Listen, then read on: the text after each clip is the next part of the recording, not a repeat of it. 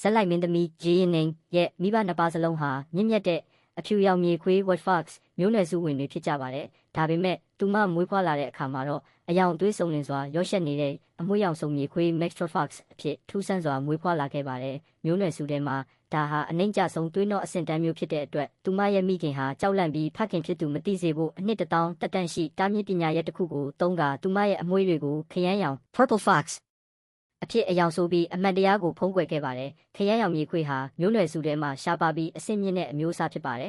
။အမှန်တရားကိုမသိတဲ့ဖခင်ဖြစ်သူမျိုးနွယ်စုကောင်းဆောင်ကြီးကသူမကိုအလွန်ချစ်မြတ်နိုးပြီးအရွယ်ရောက်တဲ့အခါမျိုးနွယ်စုထဲမှာအတော်ဆုံးဖြစ်တဲ့ရှွန်းမြွန်ချဲနဲ့လက်ထပ်ပေးခဲ့ပါတယ်။ဒါပေမဲ့လက်ထပ်ပြီးနောက်သူမမွေးဖွားလာတဲ့ကလေးဟာအဆင့်တန်းနဲ့အမွှေးရောင်စုံမြေခွေးဖြစ်နေခဲ့ပါတယ်။တစ်ချိန်တည်းမှာပဲသူမရဲ့အမဖြစ်သူအဆင့်နှိပ်မိခိုးရောင်မြေခွေးမကတော့ထူးဆန်းစွာနဲ့အဆင့်မြင့်ခရမ်းရောင်မြေခွေးကလေးကိုမွေးဖွားခဲ့ပါတယ်။ဒီအခြေအနေကြောင့်အမျက်ဒေါသထွက်သွားတဲ့သူမရဲ့ခင်ပွန်းဟာသူမရဲ့ကလေးကိုစီပူအိုးထဲပစ်ချပြီးရရက်ဆက်ဆက်တပ်ပစ်ခဲ့ပါတယ်။ဘဝတစ်တွင်ပြန်လည်နိုးထလာခြင်း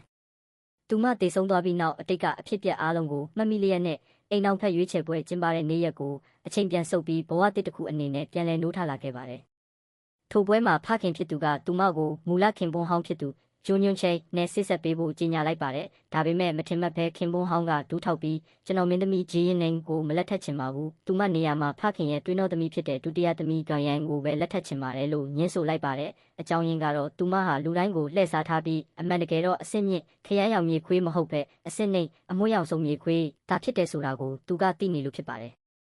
တခန်းလုံးရုပ်တဲတဲဖြစ်သွားပြီးခင်ပွန်းဟောင်းကသူမရဲ့မူလရုပ်သွင်းအမှန်ကိုဖော်ထုတ်ဖို့ဖိအားပေးလာပါတယ်ဖခင်ဖြစ်သူရဲ့ဒေါသတကြီးကြည့်နေတဲ့ရှေ့မောက်မှာပဲသူမဟာကျမတကယ်ပဲခရမ်းရောင်မြေခွေးမဟုတ်ပါဘူးလို့ဝန်ခံလိုက်ရပါတယ်ဒါပေမဲ့သူမဟာတာမန်မြေခွေးလည်းမဟုတ်ပါဘူးသူမရဲ့မူလကိုယ်တဲ့အမှန်ဟာမီးရှန်လိုရဲရဲတောက်နေတဲ့အနီရောင်စင်းကြောင်းတွေပါတဲ့အဖြူရောင်မြေခွေး White Fox with red flames ဖြစ်ပါတယ်ဒါပေမဲ့ထိုအချိန်မှာဘသူကမှသူမစကားကိုမယုံကြည်ခဲ့ကြပါဘူးဒေါသထွက်သွားတဲ့ဖခင်ဖြစ်သူကသူမကိုကောင်းကင်ဘုံအကျဉ်းထောင်ထဲပို့ပစ်ခဲ့ပါတယ်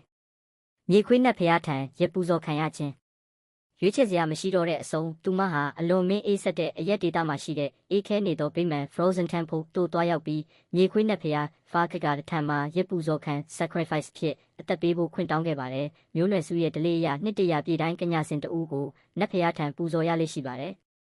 ်ထိုဗိမာန်ကိုရောက်ရှိသွားတဲ့ညမှာပဲဝိယုံနီနဲ့အနာစာတွေပြည့်နေတဲ့ထူးဆန်းတဲ့အမျိုးသားတဦးပေါ်လာပြီးသူမကိုပြုံးပြပြီးနောက်သူမသတိလစ်သွားခဲ့ပါတယ်ပြန်နိုးလာတဲ့အခါသူမရဲ့လက်ကောက်ဝတ်မှာထူးဆန်းတဲ့မီးရှံမြေခွေးတစ်စိတ်တစ်ခုပေါ်နေပြီးထူးဆန်းစွာနဲ့ကိုဝင်ရှိလာခဲ့ပါတယ်ဒီသတင်းကြောင့်ဖခင်ဖြစ်သူကအလွန်ဒေါသထွက်ပြီးခင်ပွန်းဟောင်းဂျွန်ညွန်ချေနဲ့အမဖြစ်သူဒူယန်တို့ကလည်းသူမကိုလောင်ပြောင်ခဲ့ကြပါတယ်ဒါတင်မကပဲသူမကိုဝင်ဆောင်ထားစဉ်အတွင်းအမဖြစ်သူရဲ့အစေခံဖြစ်လောက်ကင်မှုဖိအားပေးခံရပြီးနှိပ်စက်ညှဉ်းပန်းမှုမျိုးစုံကိုခံခဲ့ရပါတယ်သူမရဲ့မွေးဖွားမဲ့ကလေးနဲ့ဒုက္ခိတခင်ပွန်းဗိမာန်ကထူးဆန်းသောလူကိုကာကွယ်ဖို့အတွက်သူမဟာထိုအဆက်ခွဲမှုတွေကိုအောက်အီးတီးခံခဲ့ပါတယ်လျှို့ဝှက်ချက်ကိုဖော်ထုတ်ခြင်းတညမှာတော့ရန်သူတွေကသူမရဲ့ဝိညာဉ်စွမ်းအားတွေကိုစုပ်ယူဖို့ကြိုးစားခဲ့ကြပါတယ်။ဒါပေမဲ့ခင်ပွန်းဟောင်းဂျွန်ညန်ချဲရဲ့ကြံစည်မှုတွေကြာရှုံးသွားပြီးနောက်သူမဟာဗိမာန်ရဲ့အောက်မှာရှိတဲ့လျှို့ဝှက်မြေအောက်နန်းတော်တစ်ခုကိုရှာဖွေတွေ့ရှိခဲ့ပါတယ်။ထိုမြေအောက်နန်းတော်ထဲမှာရပူဇော်ခံထားရတဲ့အမျိုးသမီးတွေအိုမင်းရင်ရော်ပြီးမတန်မဆွမ်းဖြစ်နေတဲ့မြေခွေးတွေပိတ်လောင်ခံထားရတာကိုတွေ့လိုက်ရပါတယ်။အမှန်တရားကတော့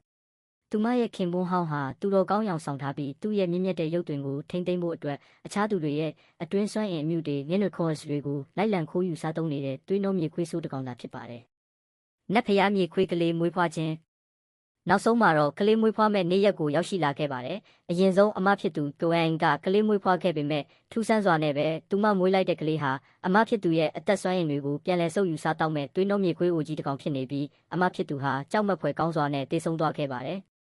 ်ထိုအချိန်မှာပဲဇက်လိုက်မင်းသမီးရဲ့ဗိုက်ထဲကကလေးရဲ့စွမ်းအားတွေဟာကောင်းကင်ယံအထိပောက်ကွဲထွက်သွားပြီးရဲရဲတောက်နေတဲ့မီးရှံလင်းနှန်းတွေထဲကနေနတ်ဖျားအဆင်းရှိတဲ့ကယူနာမြေခွေးနီကလေး Crimson Fox တကောင်ဆင်းသက်မွေးဖွားလာခဲ့ပါတယ်မီးရှံတွေလိုတောက်ပလုံးနဲ့ထိုမြေခွေးကလေးရဲ့ဖုံးတက်ခိုးကြောင့်တမျိုးနယ်စုလုံးဟာအံ့ဩမြင့်တက်ပြီးဒူးထောက်အယိုအသေးပေးခဲ့ကြရပါတော့တယ်